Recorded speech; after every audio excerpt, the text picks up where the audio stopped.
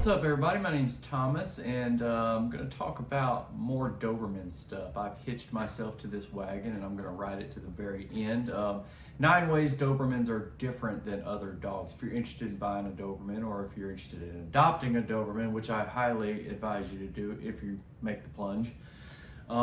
There are some caveats. Some of these 9 differences aren't necessarily what I would consider pros, but you can kind of take them either way. So it's an interesting conversation to have, and if you're interested in Dobermans, I highly recommend you watch the rest of this video and find out what these 9 differences are. Let's get started.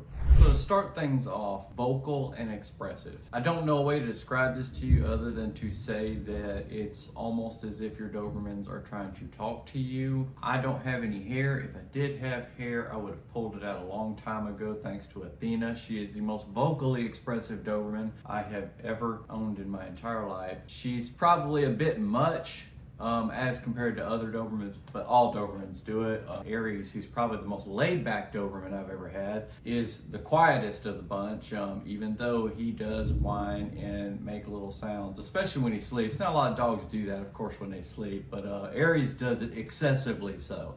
When he's awake, he's a lot less expressive than his sister, but he still makes sounds, little, I wouldn't call them growls, but it's interesting speak, and they can get quite loud sometimes, especially when they start howling in Congress. There's really no telling what kicks that off. I don't know what it is, but suffice it to say, Dobermans are very expressive and vocal creatures. That's something you will have to get used to if you own a Doberman.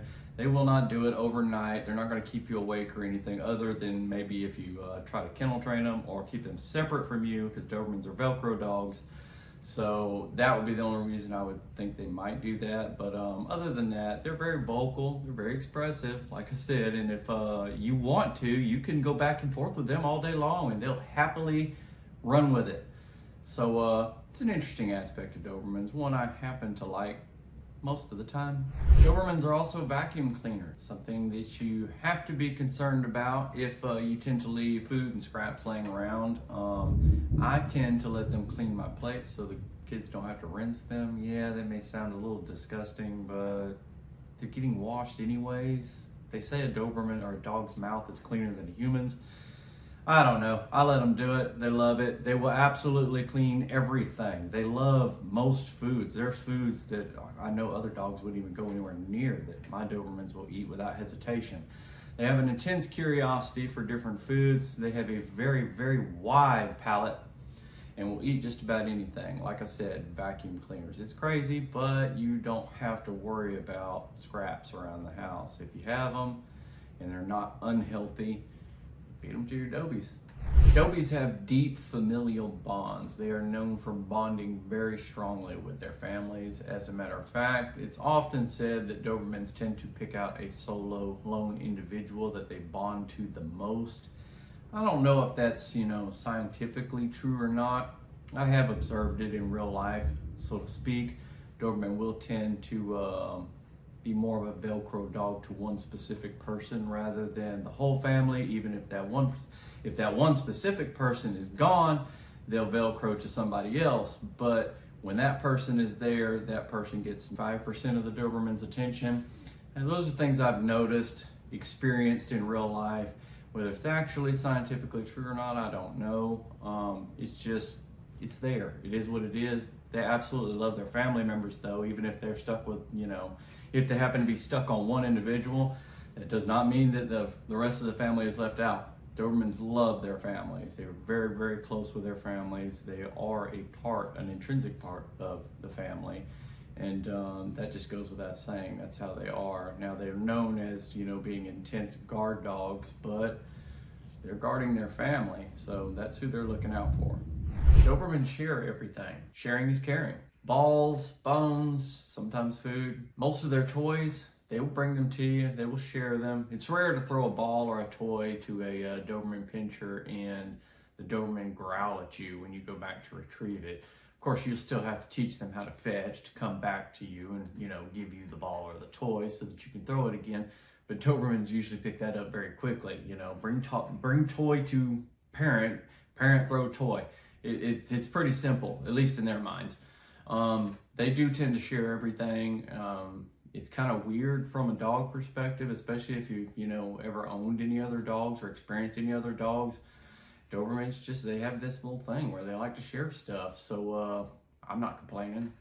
Now I will say this is the next point.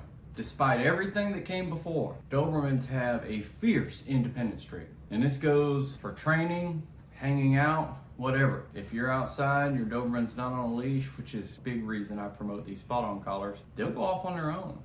And Dobermans have excellent noses, and some, I know they're not known for their noses, so it's kind of hard to say this, but at least while trying to compare it, I guess, to a bloodhound. But Dobermans have been compared to bloodhounds in the past, and they will find their way back to you. I've had my Doberman Titus, who's long since passed now of cancer, wandered off miles on a piece of property up in Jackson, Alabama. I was in the camper at the time when he wandered off, and I came out of the camper and I walked clear to the other side of a lake, and he came right to me like an arrow. Like I said, he had gone miles off exploring. This was huge land area at the time, it wasn't mine. They just have this thing where they feel like, they can just leave you at any time. Now that kind of is counterintuitive with what I said before, because they are incredibly strong family members. They like the family aspect. They like to be where you are.